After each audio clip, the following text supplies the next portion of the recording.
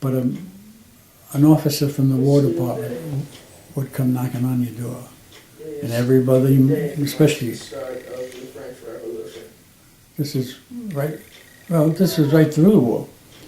When somebody from the Department of Defense, an officer, would knock on your door, you knew something happened. Of course, when Mrs. Sullivan greeted the Navy captain at the door, she said, "Who did I lose? Not how many." Yeah. And he had to break the news to her. Mrs. Sullivan, you lost 5 children. I think I gained more than that. Shit, John, why does that Oh my God. make you losing 5 children all at once? I think I'm gained more than you, Maddie. And there was a lot of that going on during the war. It's too much to think about. But 14-year-olds were still trying to get into the Army, or Yeah. the Navy, or the Marines. So it's unbelievable people. Yeah. As I said, the greatest nation, the greatest generation. I know. Okay, I don't want to dwell. What about music? Do you remember what kind of like music there was? The greatest music in the world, and it has nobody has ever come close. It was at the time of the big bands. And you had names like Benny Goodman, Harry James. What if we put in 2012?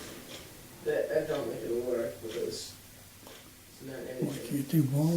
Do you remember Frank Sinatra? Frank Sinatra. It didn't mean much to me because he was a little squirt, just still in short pants.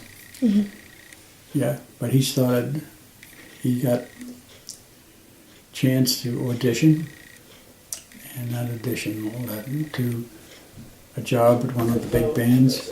And he became a name in every household. I think I got. Everybody loved I think I got more the way than he you, sang. Maddie. I, Yeah. for one, didn't. I thought he had a weak voice, and without a microphone, Stop. he wouldn't be able to be heard in the rear seats. But I was wrong. He turned out to be Hey, a big-time star, right Yeah. up until his death. Michael Jackson. Do you remember people fainting for him? No, this is just in the 2000s. He appeared in a theater in Brooklyn, the Strand. I remember. And when they said Frank Sinatra was making, they showed films, movies, Was the place called the Strand? the Strand, Remember, and remember when he you couldn't get a seat because all the teeny baby poppers, the girls, were swooning over them. And they kind of took over the whole theater. You had a couple of guys, for the most part, it was the girls. And they would, "Oh, Frankie," and he'd be singing, you know, "Oh, Frankie," they cry, Yeah. just like they do today. So he became a big star. Did I answer that properly? Yes. Okay. What about blackouts? Every night there was a blackout. You had black shades on your windows. And as daytime became twilight and then darkness, before darkness hit, you had to pull the shades down. Because you were always afraid of an attack by air, which never happened, by the way. But you had to take precautions. And Well, what would you exactly do during a blackout? Just pull your shades down? pull the shades down, make sure you had no bright lights on. As far as You didn't have TV, all you had was radio, so you would listen to the radio. But you made sure your evening meal was finished with Yeah. long before darkness fell. And that's how you spent every night. And they had air raid wardens. around for 2011. So if the air raid warden was walking down his section of the guard and saw a light on, boy, he'd run up to that house and say, "Turn those lights out, get those shades down."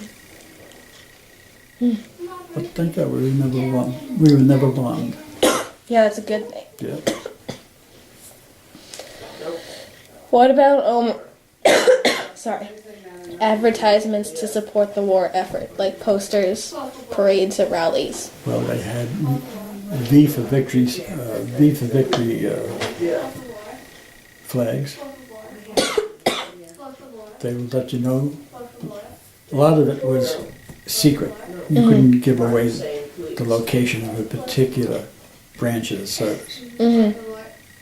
Like if you were in the 5th Artillery, you couldn't over the radio tell anybody No, wait, where they were doing so long to do for that. obvious reasons. Yeah.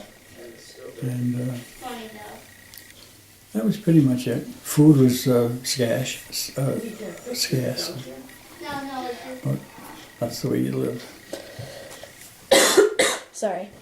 Do you remember Victory Gardens? Everybody had some sort of a victory garden, either on the roof. In those days, people didn't own homes. They were in apartments. Yeah. Or they'd have a flower box out on their window being held on with rope. Yeah. And that was for flowers. But came the war. Flowers went, and the dirt became mixed with fertilizer, and people would grow onions, a couple of onions, or maybe a couple of something. Yeah.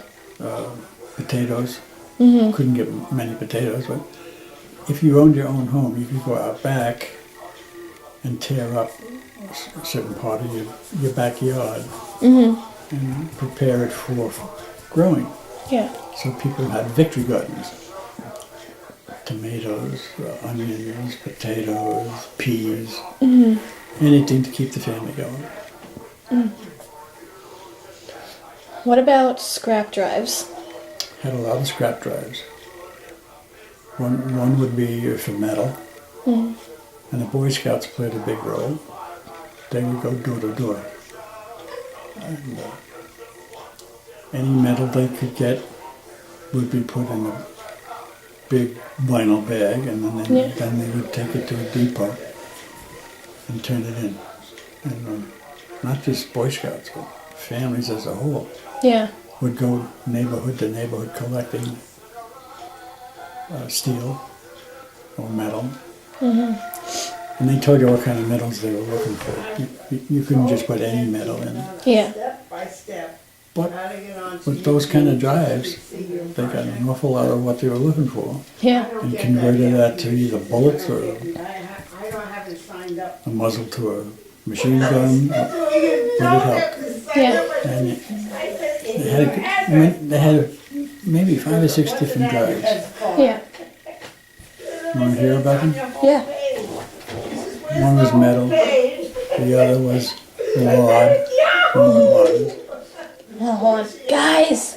Nana, What? can you be a little quieter?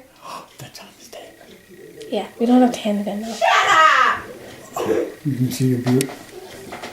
Oh, you're filming. See? Oh, I'm sorry. Oh, this on movies? That's what she's saying. So tell me about the scrap drives, I'm sorry. That's all right. So Mom was making hamburgers. The fat drip-offs from the hamburgers, she would have like a Campbell soup can or something even bigger, and she would pour it in there.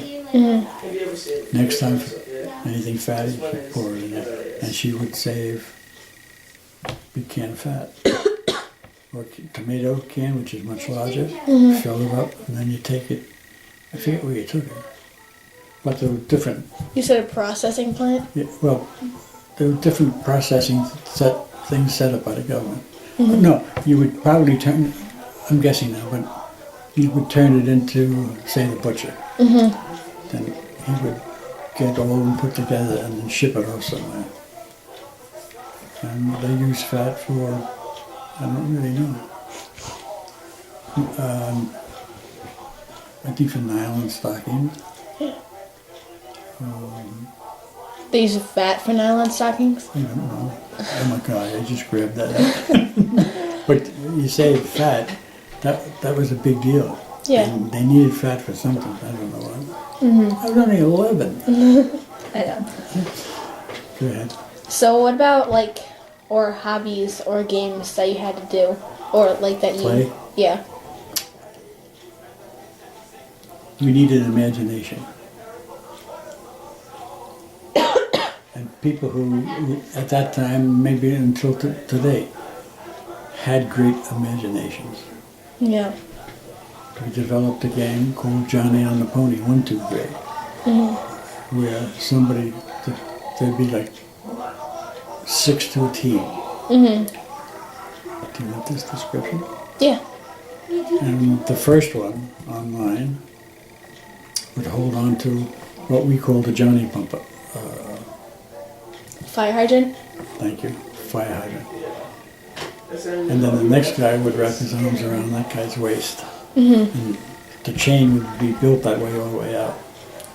And the other team would come running, one at a time, jump and get on somebody's back.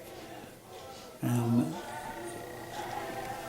to win the game, you had to break that chain. Yeah. But ultimately, you'd have 6 guys on 6 backs. And guys would be doing this to break the chain. And whoever broke the chain won the round. What else? Marbles. In those days, you could get American cheese or cheese in general in a wooden box about that long, about that wide. On the front, we would do cutouts, little windows. Just cut the wood out all the way up. And you had to be 10 to 15 feet back, and you had to shoot your marbles in through one of those windows. And whoever within a certain time period shot the most marbles inside the cheese box won the game. You never got anything, but you just won the game. What else did we do? We played King and Queen. That's like box ball. You have a Spalding, and on the building you would mark in chalk. This was one door, second door, third. And it was your job to keep the ball in that box. Yeah. And if you missed out, then you were out and the next guy took over.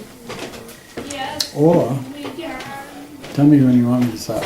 Oh, no, it's fine. You would take a piece of wood, Question. like a popsicle stick, and put it down on the sidewalk. And then you had to go back 4 feet or so. And the other guy back 4 feet. And you would take your Spalding and hit the popsicle stick. It sounds easy, but it wasn't. Yeah. And whoever moved the popsicle stick closest to the other guy, because when you were hitting, you bounce around and move, won the game. They played it. You played it? Yeah, I've played it. Oh. It's fun. And then the girls played jacks.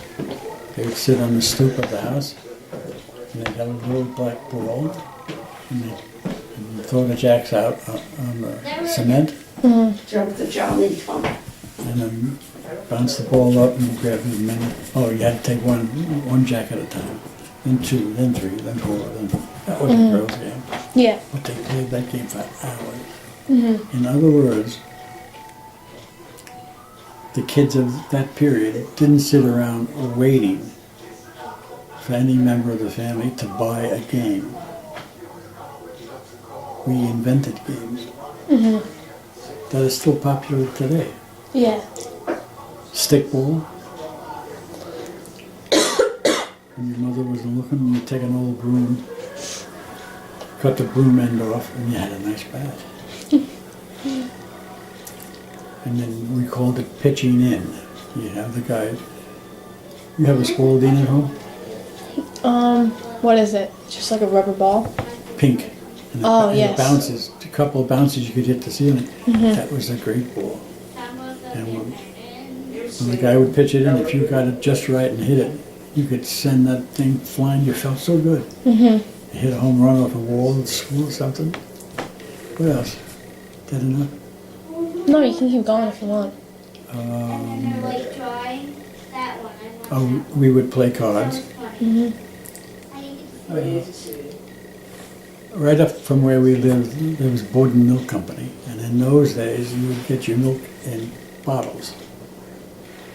And on top was a cardboard cap to make sure that the milk wouldn't come out. Well, right from up, we used to wait till they're getting ready to close, and we would sneak in and pick up